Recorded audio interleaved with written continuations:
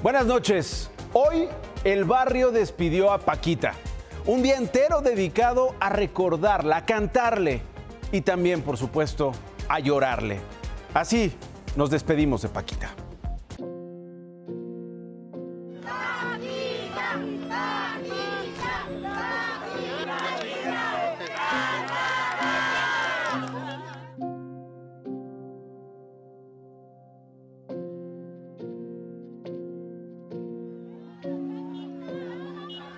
Como hace 45 años, Paquita la del Barrio llegó a la Ciudad de México, procedente de su natal Alto Lucero, Veracruz. Pero esta vez no venía con la incertidumbre de probar suerte con sus canciones. Regresó con la certeza de que miles la estarían esperando, la estarían despidiendo. La primera parada, una funeraria de la Colonia Juárez. De ahí, un cortejo la llevó a su segunda parada, el lugar más emblemático de la música mexicana, la Plaza Garibaldi.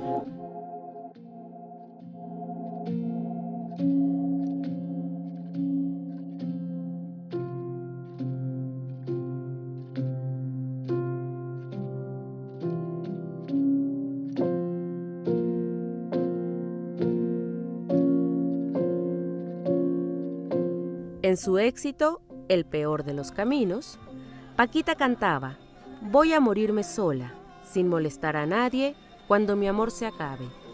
No fue así. Hoy no estuvo sola, ni el amor se acabó. Al menos, no el de todos aquellos que la conocieron y llegaron a la tercera parada del día, el emblemático Mercado Martínez de la Torre en la Colonia Guerrero.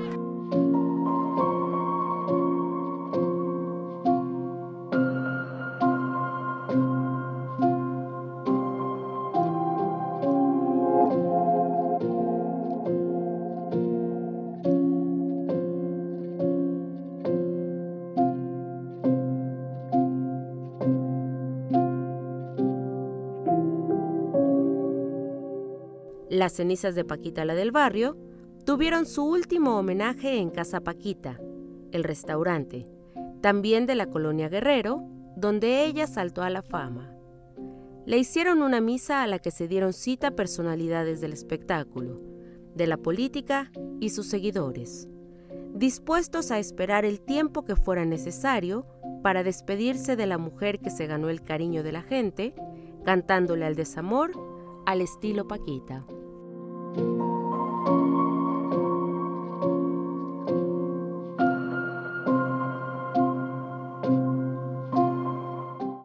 Paquita la del Barrio tenía programado un concierto el próximo 16 de marzo en el Auditorio Nacional.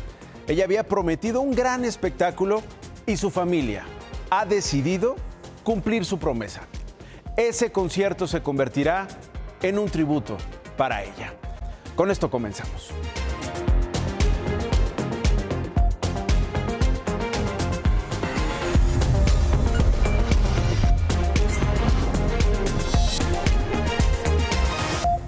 Irregular, ilegal, esas fueron las palabras con las que Ismael Zambada, el Mayo, describió su intención, la detención, el secuestro que sucedió en esta operación, además internacional, transfronteriza, hace 7 meses, que lo llevó de Sinaloa a Texas, en los Estados Unidos de América. Una operación, según él, planeada y orquestada por agentes estadounidenses en territorio mexicano. Una operación que hoy lo tiene a sus 77 años dentro de una prisión en Brooklyn y por lo cual pidió la intervención del gobierno mexicano sin opción, porque dice, la relación bilateral puede colapsar si no lo traen de vuelta a nuestro país.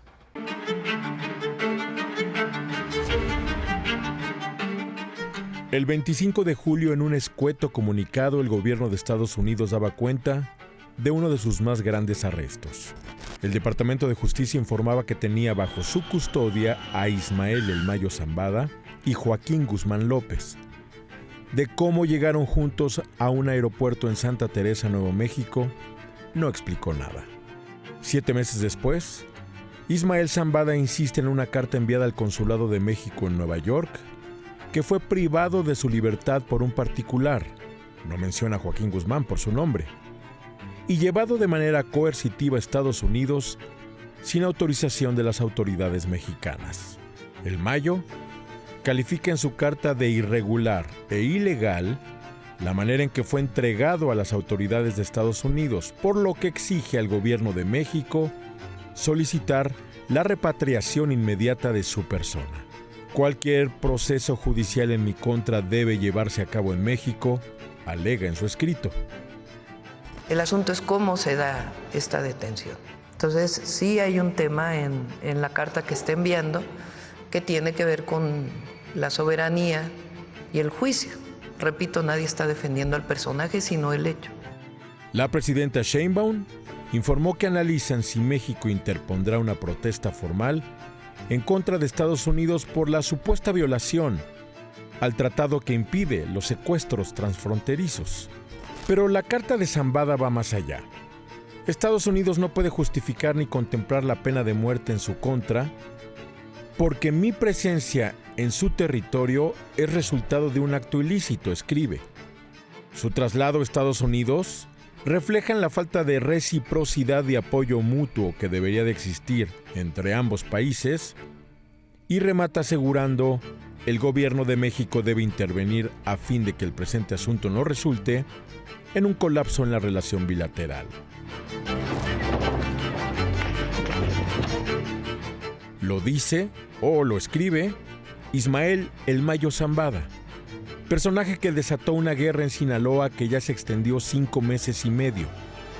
Estados Unidos no ha explicado cómo es que él llegó a su territorio en un avión particular, pero si de guerra se trata, también ofrece lo propio. We are going to unleash holy hell on the cartels. Enough is enough. We are securing our border, and the cartels are on notice. El contenido de la Carta del Mayo se hizo público la semana en que Estados Unidos nombró como grupos terroristas a 6 carteles mexicanos. También se da en un momento en el que Donald Trump pareciera estar contento con la presidenta Claudia Sheinbaum. Hoy le hizo otro elogio, el segundo, en menos de 3 días. We're going to do an advertising campaign. They're working on it right now, and that's saying how bad drugs are for you. I was speaking actually to the president of Mexico, saying, you can't send the people through your country. And I said, you're not a big drug-taking nation. You send us plenty of drugs, but the people aren't drug-taking. We spend a lot of money on advertising saying how bad drugs are for you. And I said, I never learn anything on phone calls. This time I learned something. I said, I never thought of that. But I think we can drop it 50%, 50, by doing this. And I give her credit. She was talking to me about it, telling me about it. But I knew immediately as soon as she said it, she didn't have to say anymore. Esta vez el elogio de Trump a la presidenta fue durante una reunión con gobernadores en la Casa Blanca. Les dijo a los mandatarios que planea invertir $100 millones en una campaña publicitaria contra el consumo de drogas, lo mismo que había dicho hace algunos días, pero particularmente contra el fentanilo, y les sugirió que hicieran algo similar.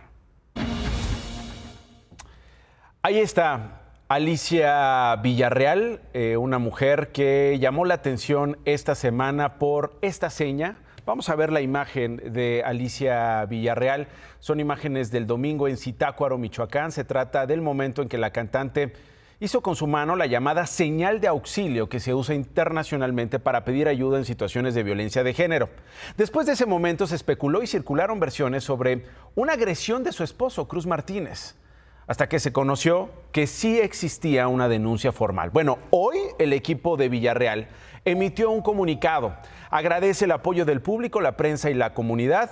También reitera que ya presentaron una denuncia por actos de violencia el 16 de febrero, que fue ratificada antier miércoles ante la Fiscalía de Justicia de Nuevo León, y que el equipo de Alicia Villarreal sostiene también que por el momento no van a dar declaraciones. Sin embargo, tienen el compromiso de llegar hasta las últimas consecuencias en su búsqueda de justicia para que ninguna mujer, dicen, pase por una situación similar. Y una más, una mujer a la que la justicia no ha dejado de darle la espalda. Una mujer mexicana en nuestro país que se llama Lucero, 35 años, y desde hace meses está dentro de una batalla legal contra su ex esposo. Vea la historia, por favor. Por una persona que por ego, que por poder, que por querer demostrar que él puede, mis hijos se queden sin madre. Lucero N. y Vicente N. se divorciaron el año pasado tras 17 años de matrimonio. 17 años en donde, además de tener 2 hijos y varios episodios de violencia, compraron al menos 8 propiedades juntos. Lucero N. menciona que su exesposo intentó, con engaños, quitarle una parte que le correspondía. En respuesta, el 29 de abril de 2024, lo denunció por violencia familiar y violencia vicaria. Me rompió celulares, hubo forcejeos, y hubo cachetadas, palabras hirientes, muchas infidelidades. Sin pensar que Vicente N. la contrademandaría en 4 ocasiones por violencia familiar, sustracción y retención de menores, amenazas y fraude genérico y falsificación de documentos. Durante todos estos 10-11 meses aproximadamente que lleva el divorcio, han sido muchas denuncias, han sido actos de persecución en mi contra. Para Lucero N., la justicia no ha sido tan generosa como con Vicente N. Mientras sus denuncias están en pausa, la Fiscalía de Quintana Roo ha emitido 3 órdenes de aprehensión en su contra. Aunque ella se ha amparado, siguen las audiencias para demostrar que es inocente. Él es director de licencias de bebidas alcohólicas del estado de Quintana Roo y sí está coludido. En la última semana, Lucero N. se ha enfrentado a 2 actos que casi terminan con su vida. A las 9 de la noche toca la puerta un vecino, quien me comenta que el carro se estaba incendiando. Él ya había apagado el incendio con un extintor. Olía mucho a gasolina y había pedazos de cartón quemado bajo el vehículo. Y otro incluso en la puerta de su mamá, quien se percató del ataque. Me dice que el vehículo había sido balaceado. Eran 7 impactos de bala, los cuales pasaron los cristales, los pasan de ambos lados y también pasa lo que es el portón de la casa. Ahora, Lucero N. espera que sus denuncias sean tomadas en cuenta y que no permitan que se convierta en una víctima de feminicidio. Le envío un mensaje a la gobernadora Mara Lezama, pues para que esta persona yo creo ya no debe de estar trabajando en gobierno del estado, porque mientras esté en ese puesto va a seguir haciendo uso, como menciono, de sus influencias y de recurso público.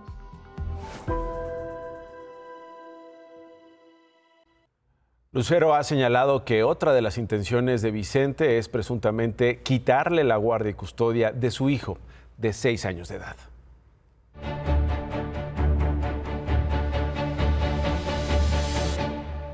La noche de ayer jueves, un ciclista fue sometido por un guardaespaldas en la avenida Venustiano Carranza, cerca del centro histórico en San Luis Potosí. Mire la escena. Repito, es un guardaespaldas, un privado, no es un policía, no es un judicial, no es un funcionario público, un guardaespaldas. El momento fue grabado por personas que pasaban por el lugar. Todo comenzó cuando el ciclista les reclamó a los escoltas que sus 2 camionetas blancas estaban obstruyendo el carril exclusivo de bicicletas, lo que evidentemente no le gustó a uno de los guardaespaldas.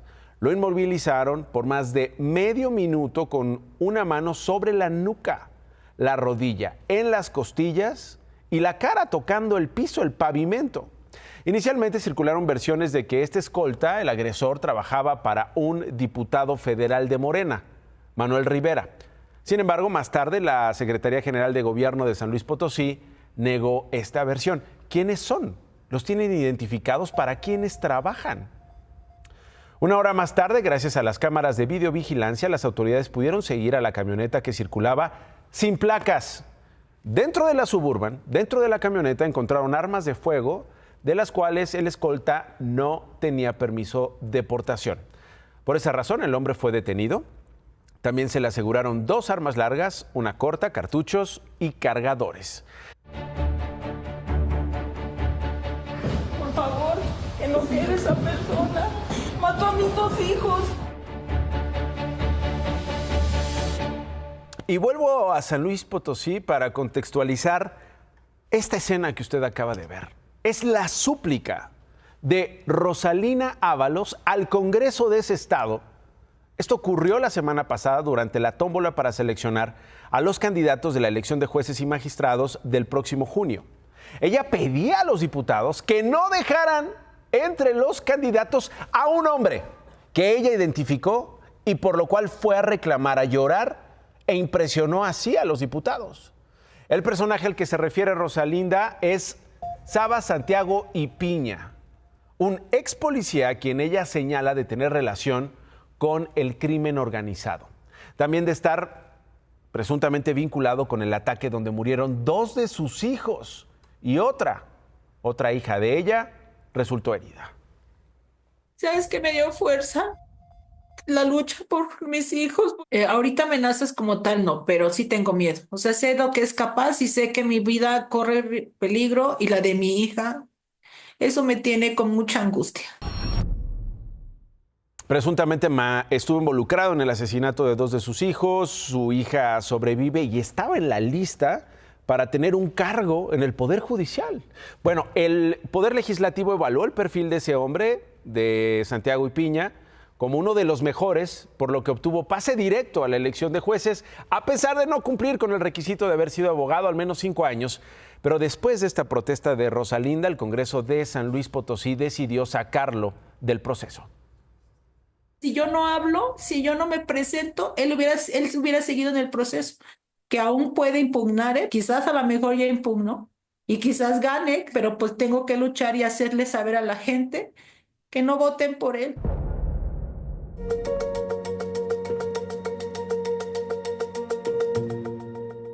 Hoy es el Día Internacional de la Lengua Materna y cada vez más jóvenes dejan de utilizarla y la desplazan por el español.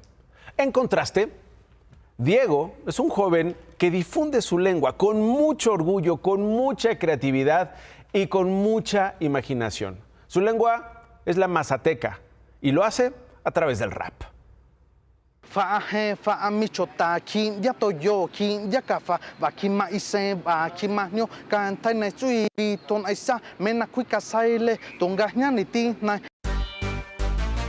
Rapear es su pasión y hacerlo en su lengua materna es lo que desde pequeño soñó.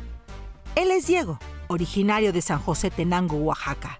A los 13 años llegó con su mamá a la Ciudad de México en busca de mejores oportunidades. Es muy pesado ganarse la vida aquí, pero pues te puedes ganar tu dinero, ¿no? Y en el pueblo es algo que no puede pasar porque pues tienes que trabajar muy fuerte para sacar a lo mejor 100 pesos al día. Diego trabaja en un comercio de semillas en La Merced y por las tardes se dedica a componer letras. Su inspiración y apoyo es su tío Ediberto.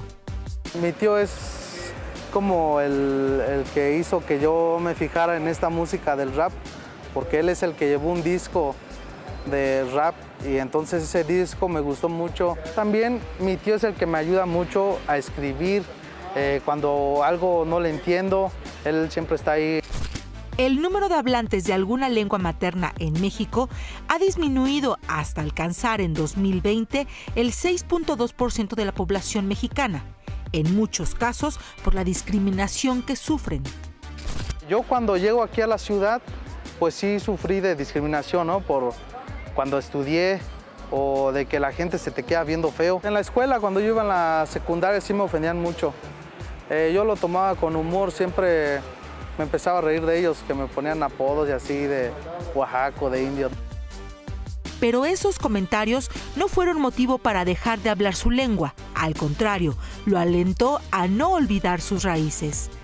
No se avergüencen de sus lenguas. Es algo muy valioso que nos dejaron.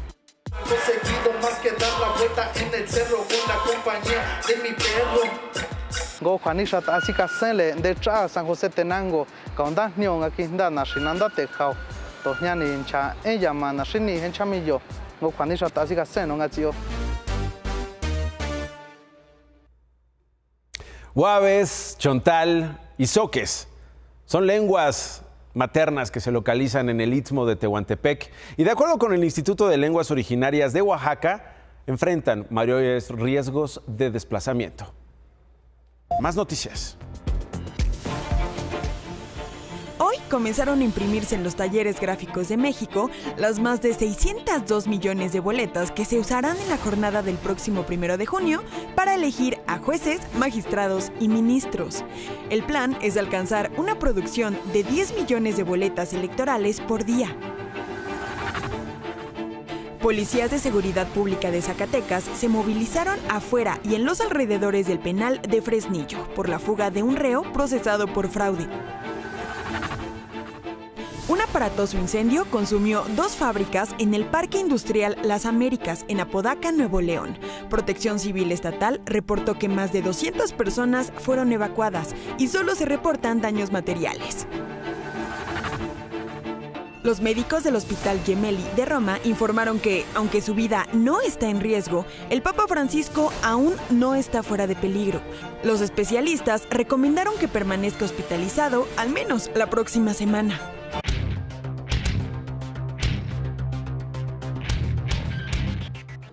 Hoy el INEGI confirmó lo que ya se esperaba, que el sexenio de Andrés Manuel López Obrador fracasó también en materia de crecimiento económico.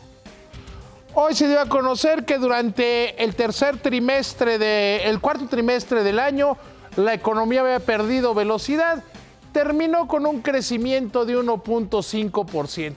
Y miren nomás, con Salinas crecimos casi 4%.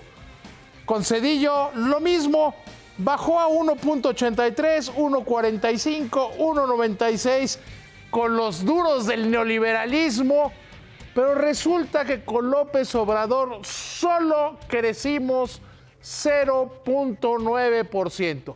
Y si ustedes le quitan la pandemia, que eso no tendría que ver, es como poner pretextos de por qué cayeron los goles, el crecimiento de la economía sería de 1.3%.